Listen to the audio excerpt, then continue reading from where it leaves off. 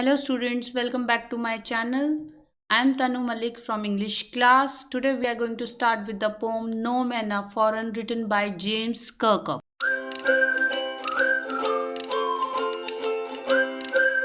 James Kirkup ये एक बहुत रिनोन इंग्लिश पोएट थे और एक बहुत अच्छे translator who can translate in many other languages.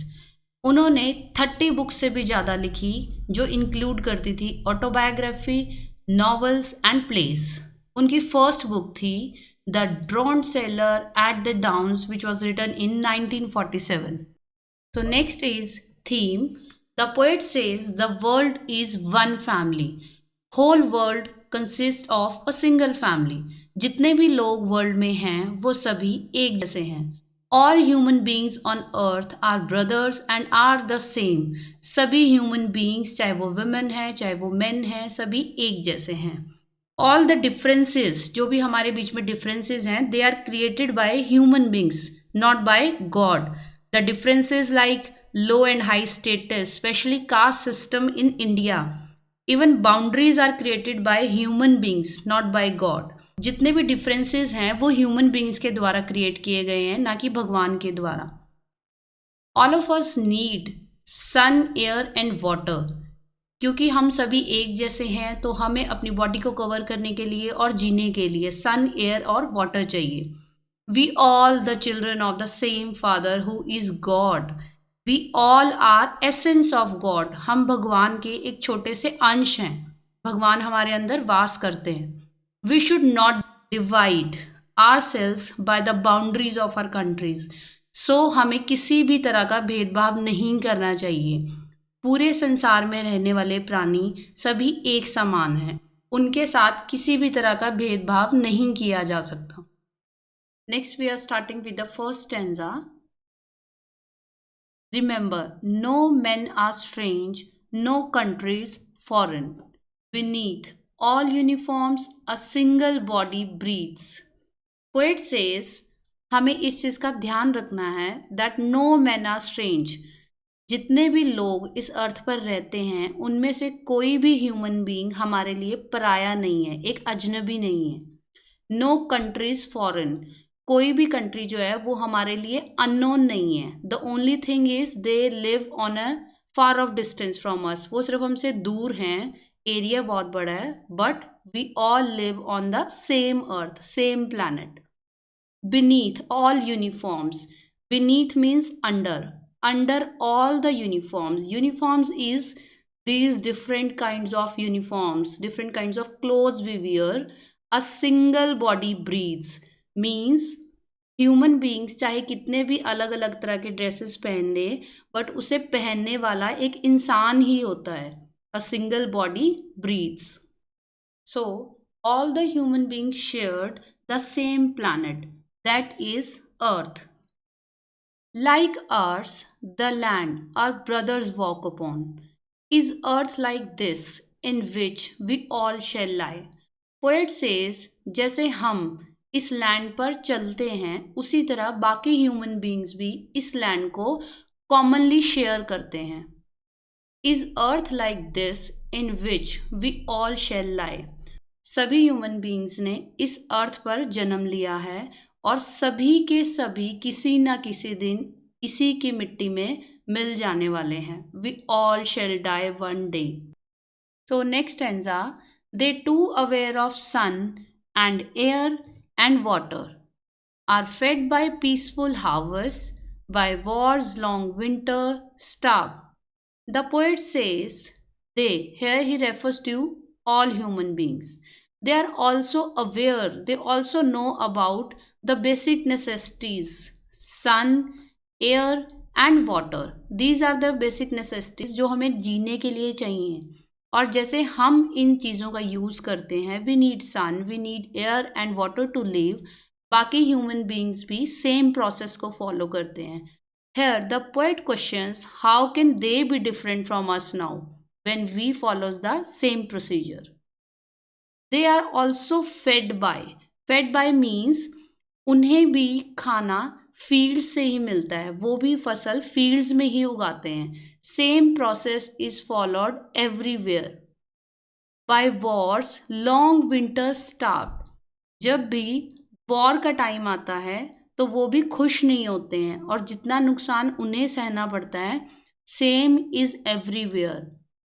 So the poet says जब बैड वेदर की वजह से क्रॉप्स डिस्ट्रॉय हो जाती हैं तो सभी को एक ही तरह का नुकसान होता है और सभी बहुत दुखी होते हैं.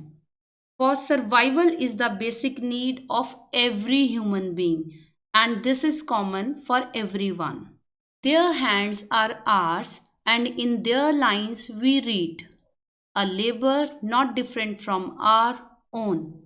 Poet says their hands means hands of all the human beings are same जिनसे हम काम करते हैं. जितने भी ह्यूमन बींग्स हैं उनकी फिजिकल अपीयरेंस ऑलमोस्ट सेम है. We all have same body parts. A labour not different from our own. सभी का काम करने का तरीका अलग अलग है लेकिन हम सभी काम करते हैं सेम पर्पस के लिए और वो पर्पस है basic survival of our life. अगर हम काम नहीं करेंगे तो हमारा जीवन नहीं चल पाएगा. So the purpose is common. So all human beings are same. We all have to work to live in this world. So the third stanza, यहाँ पर पोएट हमें कुछ याद दिला रहे हैं and that is remember they have eyes like ours that wake or sleep and strength that can be won by love. So poet says हमें याद रखना चाहिए they are human beings. Those human beings have eyes like ours. उनकी भी आंखें हमारी जैसी ही हैं.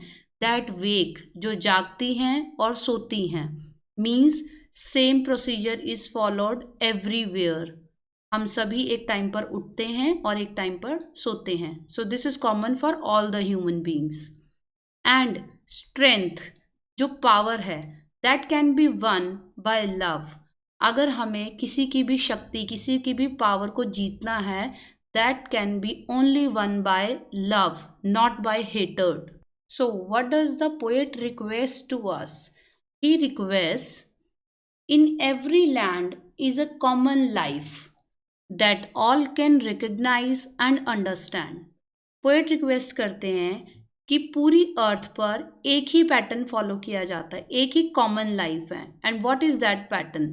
दैट इज फर्स्ट बर्थ, हमारा जन्म होता है.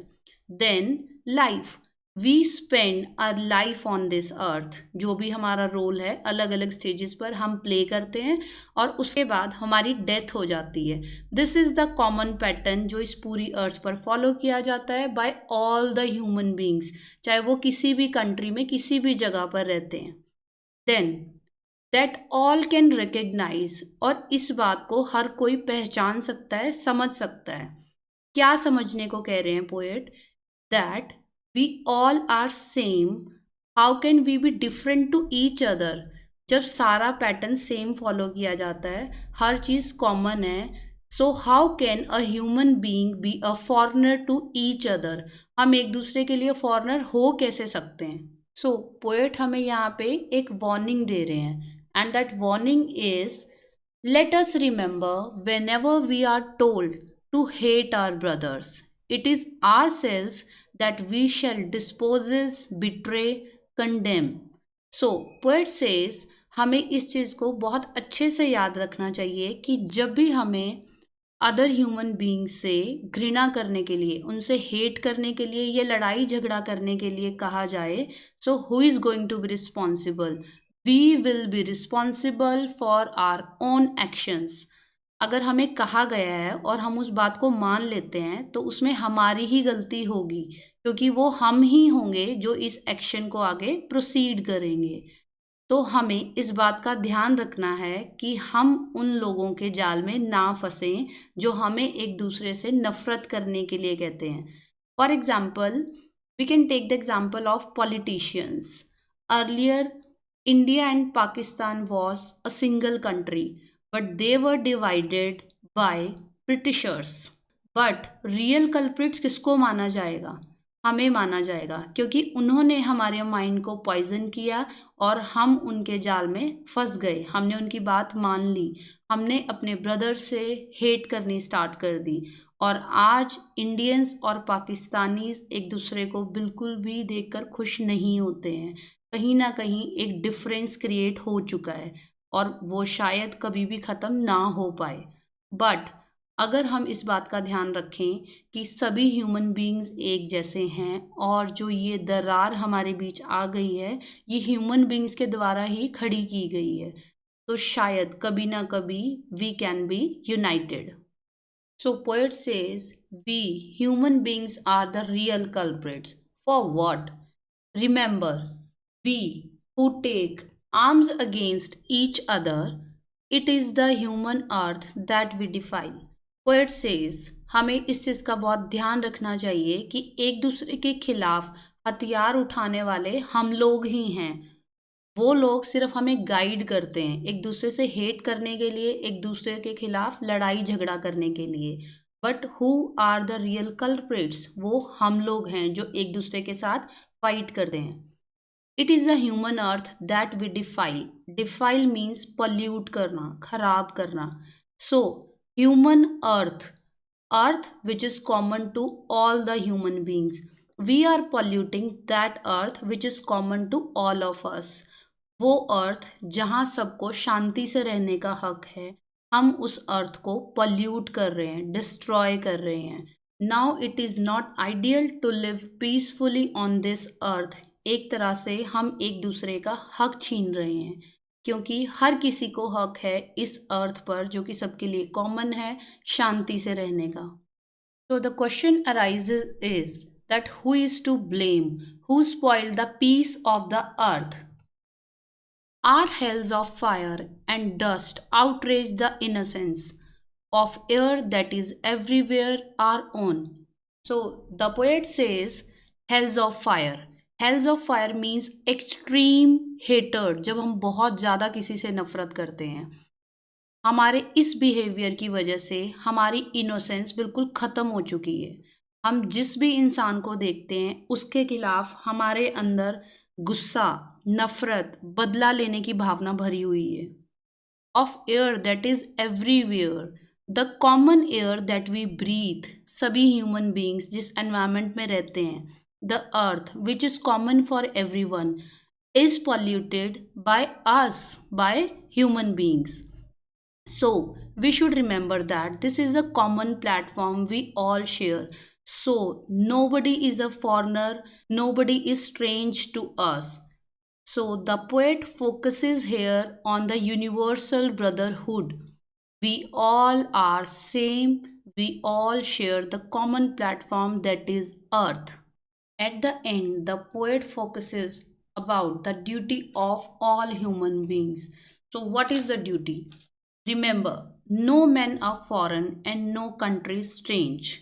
Poet says it is the duty of all human beings to remember that no men are foreign. कोई भी इंसान हमारे लिए एक अजनबी नहीं है, स्ट्रेंज नहीं है, और सभी कंट्रीज एक जैसी हैं because they are on a common platform that is earth. We all human beings share this common platform. So, what is the duty of a human being? It is our duty to maintain cordial relationships with all our brothers, with all humans, and to maintain peace and harmony all over the world. हमारी duty बनती है कि हम सभी के साथ अच्छा व्यवहार करें, किसी से भी नफरत ना करें. So we need to focus on the phrase to live and let live. सभी को अधिकार है जीने का, सो जियो और जीने दो, और किसी से भी ये हक हमें छीनना नहीं चाहिए. So it is the end of the poem. Now let's start with some of the literary devices. First is the rhyme scheme. Entire poem is written in free verse. Free verse means free style where no pattern, meter or style is followed. So it is written in free verse. Next is alliteration. Alliteration का मतलब होता है, जैसे हमने पहले भी discuss किया है, रेपिटिशन ऑफ साउंड्स। जब हमें एक ही लाइन में या एक पैराग्राफ में किसी पर्टिकुलर साउंड की आवाज आ रही है, for example a single body breathes, इसमें हमें आवाज आ रही है ब साउंड की, ब, body breathes, so B sound is repeated. Some other examples are wars winter, इस लाइन में वो साउंड रिपीट हुआ है 2 times. Next, in which we all shall lie, again वो it is repeated twice. Whenever we are told, वो। So now you are clear, alliteration means repetition of sound. Next is simile. Simile का मतलब होता है direct comparison, दो अलग अलग चीज़ों में कंपैरिजन करना। और कंपेयर करते टाइम वर्ड्स यूज होते हैं लाइक और एज। फॉर एग्जाम्पल, एक सॉन्ग है, एक लड़की को देखा तो ऐसा लगा। Now here the singer is saying, एक लड़की को देखा तो ऐसा लगा। When I saw a girl it seems like, तो जब उसने कंपेयर किया तो वहां पर भी लाइक आ गया। Let's see some examples from the book. Is earth like this, so like, जहां पर भी कंपैरिजन आ गया और साथ में वर्ड यूज हो गया like, this is simile. Next example, they have eyes like ours, उनकी आंखें भी हमारे जैसी ही हैं। सो लाइक आ गया और कंपैरिजन हो गया उनकी आईज का और हमारी आईज का। Next, a single body like ours, again comparison, like आ गया, दो चीज़ों के बीच में कंपैरिजन है, उनकी बॉडी और हमारी body. Hope it is clear now. Some other poetic devices are metaphor and repetition. First will do with the metaphor. Metaphor भी एक पोएटिक डिवाइस है जिसमें कंपैरिजन किया जाता है, लेकिन इसका जो कंपैरिजन है वो सिमिली से अलग है। कैसे? सिमिली में जो हमने कंपैरिजन किया है वो किया है लाइक और एज वर्ड्स के साथ। For example, you are like red rose, तुम एक रेड रोज के जैसे हो, उसके जैसे। लेकिन मेटाफर में क्या होता है, मेटाफर में कंपैरिजन डायरेक्ट होता है। फॉर एग्जाम्पल, तुम एक रेड रोज हो, यहाँ पर लाइक और एज को यूज नहीं किया जाता, लाइक और एज को यूज नहीं किया जा सकता। तो मैं आपको एक्सप्लेन करती हूँ एक सॉन्ग के थ्रू। चंदा है तू, मेरा सूरज है तू, ओ मेरी आंखों का तारा है तू। इस सॉन्ग में क्या बता रहे हैं, जो एक मदर है वो अपने बच्चे को डायरेक्ट बोल रही है कि तू मेरा चांद है, डायरेक्ट। मेटाफर में डायरेक्ट कंपैरिजन होता है। Let's do some examples from book. Uniform refers to the military of different countries, मतलब जो यूनिफॉर्म है, जो अलग अलग ड्रेस है, उसको अलग अलग कंट्रीज के लोगों से कंपेयर किया गया है।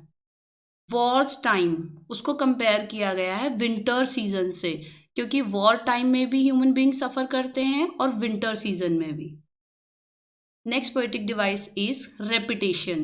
रेपिटेशन मीन्स जब कोई भी एक पूरा पूरा वर्ड बार बार रिपीट हो रहा है।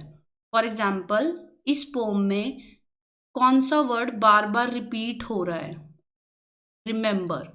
रिमेंबर वर्ड इस पोम में बहुत बार आ चुका है और इसको हम आगे भी पढ़ेंगे जब ये रिपीट हो रहा है। नेक्स्ट हम इसको पढ़ते हैं, remember, no man are strange, no man are foreign. इस लाइन को हमने बहुत बार नोटिस किया है, ये रिपीट हुई है। Remember, no man are strange, no countries foreign. Remember और नो बहुत बार रिपीट हुआ है in stanza 1 and stanza 2। Next poetic device is enjambment. इसकी प्रोनाउंसिएशन है एंजैम्पमेंट, इसमें B is silent, enjambment. running lines of poetry from one line to the next without using a punctuation. जो poetry है उसकी lines चलती रहेंगी, आप पढ़ते रहोगे लेकिन कहीं पर भी पंचुएशन नहीं आएगी. What is punctuation? A full stop or comma or a question mark. So some instances are, you can see them from the book. Stanza 1, line 2, 3 and 4. For example, beneath all uniforms a single body breathes. इसमें कहीं पर भी कोई comma या full stop नहीं है. Stanza 2, line 3. A labor not different from our own. So now we are clear with enjambment examples and we are done with this poem, No Men Are Foreign, which is written by James Kirkup. This is not Kirkup, it is Kirkup. इसकी pronunciation है Kirkup. तो thank you for watching this video. Hope आपको ये video पसंद आई होगी. मैंने अपनी तरफ से पूरी कोशिश की है कि आपको हर चीज़ बहुत अच्छे से विद डीप मीनिंग समझ आए. For more video subscribe to my channel and don't forget to press the bell icon. अगर आप बेल आइकन प्रेस नहीं करेंगे तो आपको नेक्स्ट वीडियो का पता नहीं चलेगा. Thank you, bye bye, see you next time.